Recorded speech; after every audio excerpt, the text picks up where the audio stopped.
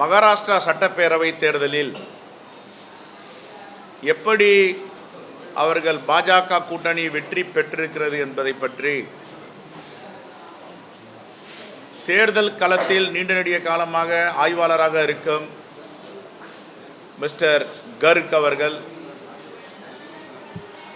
எப்படி ஓட்டுப்பதிவு நடந்தது, முதலில் 5 மணிக்கு வாக்குப்பதிவு முடிந்தவுடன் முதல் புல்லட்டின்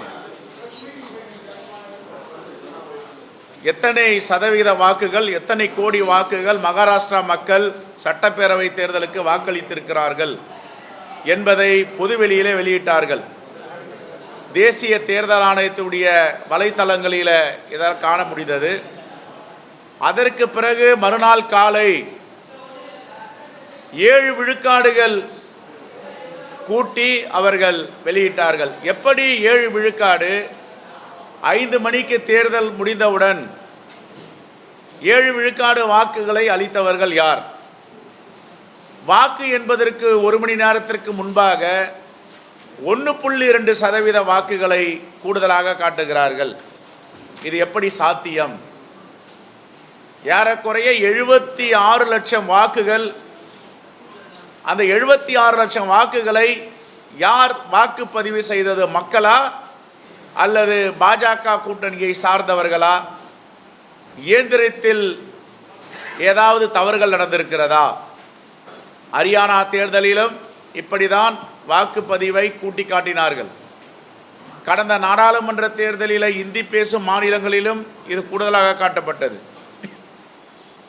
இப்பொழுது மகாராஷ்டிரா தேர்தலில் மாண்புமிகு நிதியமைச்சர் நிர்மலா சீதாராமன் அவருடைய கணவர் பர்கலா பிரபாகர் அவர்கள் தெளிவாக புள்ளி விவரத்தோடு சொல்லியிருக்கிறார். இதை நாமெல்லாம் சொன்னால் அரசியல் கட்சி தலைவர்கள் சொல்கிறாங்கன்னு சொல்லுவாங்க. இந்த புள்ளி விவரத்துக்கெல்லாம் இவர்கள் பதில் சொல்ல முடியுமா? எதற்காக இப்படி நடந்தது?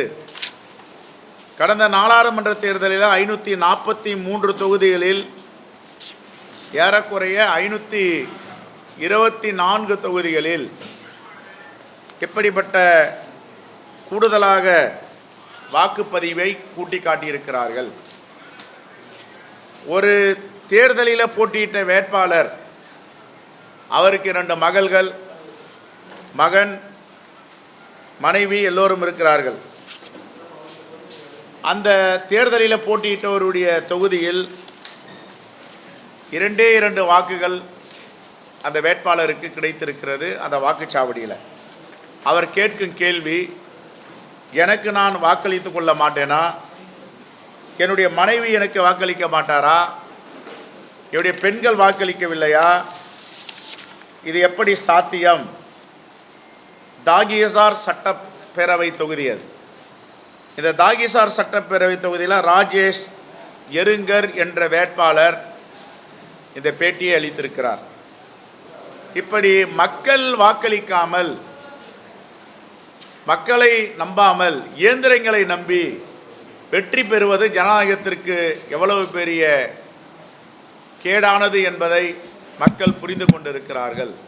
ஆகவே தான் எங்களுடைய அகில இந்திய காங்கிரஸ் கமிட்டி தலைவர் மல்லிகார்ஜுன கார்கே அவர்கள் வாக்குச்சீட்டுக்கு திரும்புவோம், இவர்களை கட்டுப்படுத்த முடியாது, நாம் விஞ்ஞான யுக புரட்சியை தலைவர் ராஜீவ்காந்தி பிரதமராக இருக்கும் பொழுது கொண்டு வந்தது நல்ல காரியங்களுக்காக, இந்த விஞ்ஞான யுக புரட்சியை தவறுதலுக்காக பாஜக அரசு பயன்படுத்துகிறது என்று பொதுவெளியில் அறிக்கை விட்டிருக்கிறார். இது ஒன்று. இரண்டாவது, பாஜக இதுவரை கூடுதலாக பெட்ரோல் டீசல் வரி மீது 36 லட்சம் கோடியை வசூல் செய்திருக்கிறார்கள். எல்லாமே பாராளுமன்றத்தில் கொடுத்த ஆவணங்கள் அடிப்படையில் தான் நாங்கள் பத்திரிகையாளர்கிட்ட இந்த செய்தியை சொல்கிறோம். 36 லட்சம் கோடி.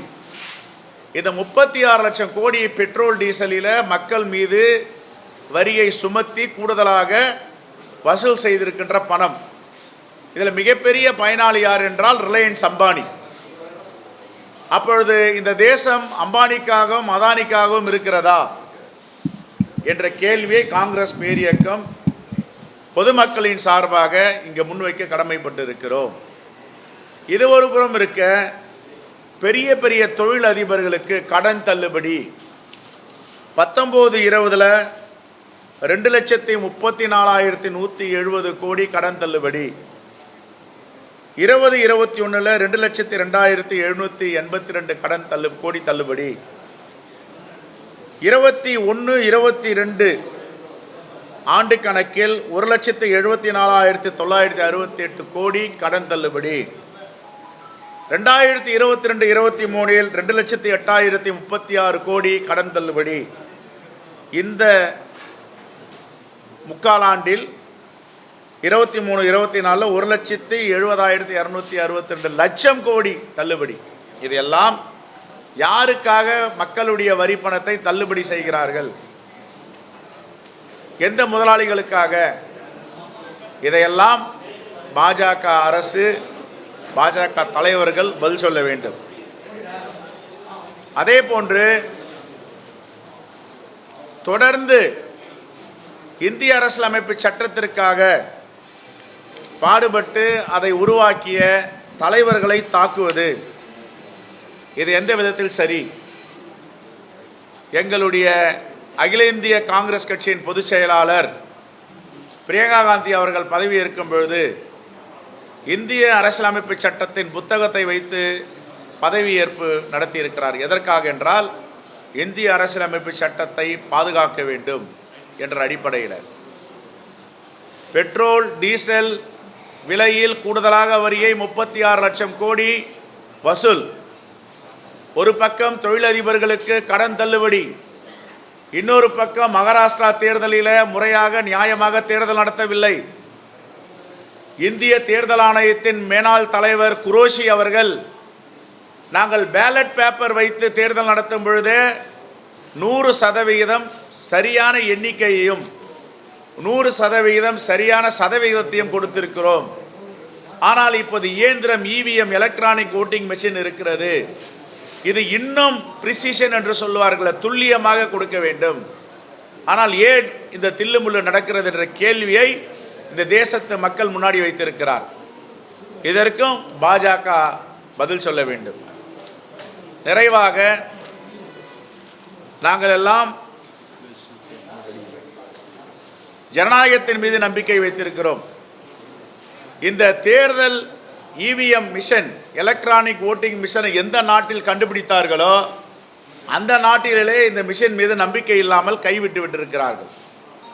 உலக நாடுகளில் ஐரோப்பா ஆகட்டும், யுனைடெட் கிங்டம் ஆகட்டும், அமெரிக்கா ஆகட்டும், இந்த இவிஎம் மீது நம்பிக்கை இல்லை. ஆகவே இது வெகுஜன மக்கள் சாலைக்கு வந்து போராடுவதற்கு முன்பாக பாஜக அரசு இனிவரும் காலங்களில் வாக்குச்சீட்டு முறைகளை நடைமுறைப்படுத்த வேண்டும்.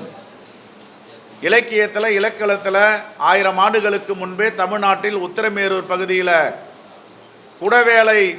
குடவோலை வாக்கு சீட்டு முறை இருந்தது.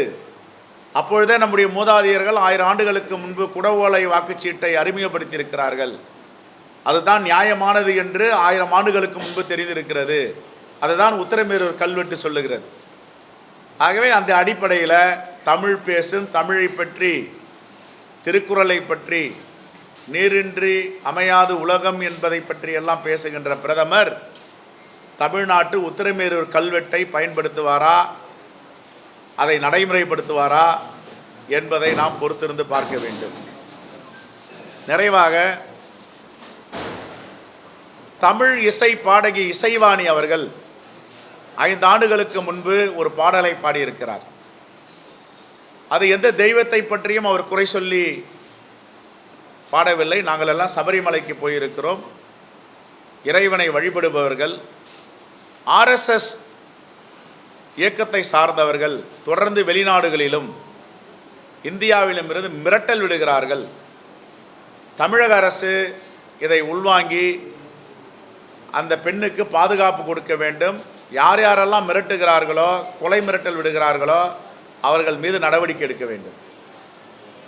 ஏதாவது தவறு நடந்திருந்தால், தவறாக பாடியிருந்தால், தவறாக பேசியிருந்தால் சட்டப்படி நடவடிக்கை எடுக்கலாம். அதில் நாங்கள் தலையிடவில்லை. ஆனால் கொலை மிரட்டல் விடுவது எந்த விதத்தில் சரி என்பதுதான் எங்களுடைய கேள்வி. இதை காவல்துறையுடைய கவனத்திற்கும் மாண்புமிகு முதலமைச்சர் அவர்களுடைய கவனத்திற்கும் இதை நாங்கள் கொண்டு வருகிறோம். ரைட், சொல்லுங்கம்மா. சரிம்மா.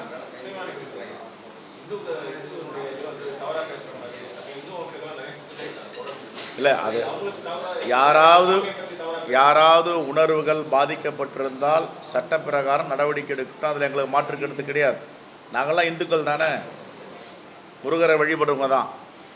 அதே நேரத்தில் கொலை மிரட்டல் விடுவது, குறிப்பாக RSS ஒரு பெண்ணை குறிவைத்து தாக்குவது, மோசமாக பிரச்சாரம் செய்வது, இதையெல்லாம் தவிர்க்க வேண்டும். அவர்கள் தவிர்க்கவில்லை என்றால் சட்டம் தன் கடமையை செய்ய வேண்டும்.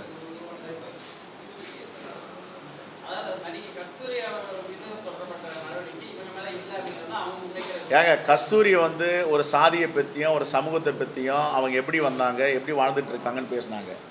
இவங்க என்ன சொல்கிறாங்க? இவங்க சொல்கிறது வேற.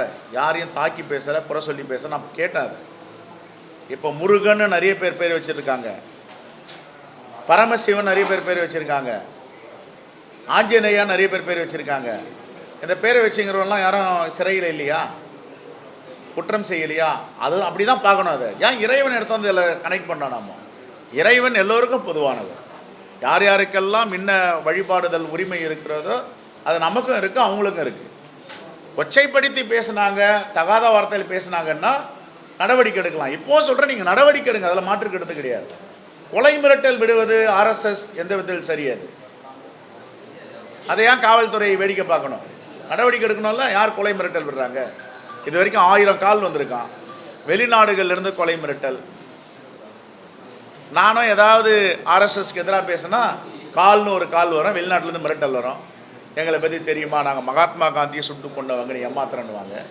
அப்போ நாங்கள் தாங்கிக்கிறோம் பொது வாழ்க்கையில். ஒரு இளம் பெண் எப்படி தாங்கிக்குவாங்க? எங்கள் தலைவர் EVK இளங்கோவன் அவர்கள் நன்கு தேறி வருகிறார். நல்ல இம்ப்ரூவ்மெண்ட் இருக்குது அவருடைய உடல்நிலையில். ஒரு மகிழ்ச்சியான செய்தியை மருத்துவர்கள் இன்று காலையில் சொல்லியிருக்கிறார்கள். அவர் நலமுடன் வீடு திரும்பி வருவதற்கு காங்கிரஸ் பேரியக்கத்தை சார்ந்த அனைத்து தோழர்களும் தலைவர் பெருமக்களும் தொண்டர்களும் அவரோடு எதிர்பார்த்து கொண்டிருக்கிறோம். வெகு விரைவில் அவர் சாதாரண நிலைக்கு திரும்புவதற்கு எல்லா வாய்ப்புகளையும் மருத்துவர்கள் அளித்து வருகிறார்கள்.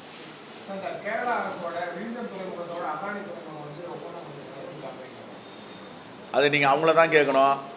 இங்கே மாண்புமிகு முதலமைச்சர் பார்த்தாரா பார்க்கலையா தெரியல, உடனே பார்த்தாரா பார்க்கலையா ஒன்று அறிக்கை கொடுன்று கேட்குறவங்க இதை கேட்கணும். யாரெல்லாம் அறிக்கை கேட்குறாங்களோ அவங்க விழிஞம் துறைமுகம் இப்போ பண்ணுறாங்க. 5 ஆண்டுகளாக 6 ஆண்டுகளாக பண்ணிகிட்டு இருக்காங்க. அங்கே திருநெல்வேலியில் இருக்கிற கல், கன்னியாகுமரியில் இருக்க கருங்கல் எல்லாம் கள்ளத்தனமாக திருட்டுத்தனமாக எடுத்துகிட்டு போகிறாங்கன்ற புகாரும் வந்துட்டு இருக்கு.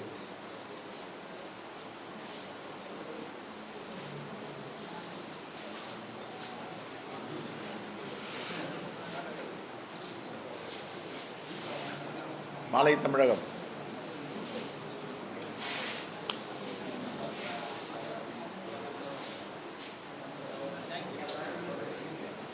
எங்கள் தலைவர் EVK இளங்கோவன் அவர்களை மாண்புமிகு முதலமைச்சர் அவர்கள் குடும்பத்தாரை தொலைபேசியிலும் நேற்று எங்களையெல்லாம் அழைத்து கொண்டு போய் மருத்துவரிடம் ஆலோசனை செய்து அவருக்கு உரிய மருத்துவ ஏற்பாடுகளை செய்ததற்கு காங்கிரஸ் பேரியக்கம் மாண்புமிகு முதலமைச்சருக்கு மனமார்ந்த நன்றியை தெரிவித்துக் கொள்கிறது. அதே போன்று மார்க்சிஸ்ட் கம்யூனிஸ்ட் கட்சியுடைய செயலாளர் தோழர் பாலகிருஷ்ணன் அவர்கள் மருத்துவமனையில் உடல்நலம் இல்லாமல் இருக்கிறார். காலையில் நாங்கள் எல்லாம் அவரை சந்தித்து விட்டு வந்திருக்கிறோம். அவருடைய மருத்துவமும் சிறப்பான முறையில் அளிக்கப்படுகிறது. அவர் குணமடைந்து மிக விரைவில் மக்களுடைய பணியில் திரும்புவதற்கு எங்களுடைய வாழ்த்துக்களை தெரிவித்துக் கொள்கிறோம்.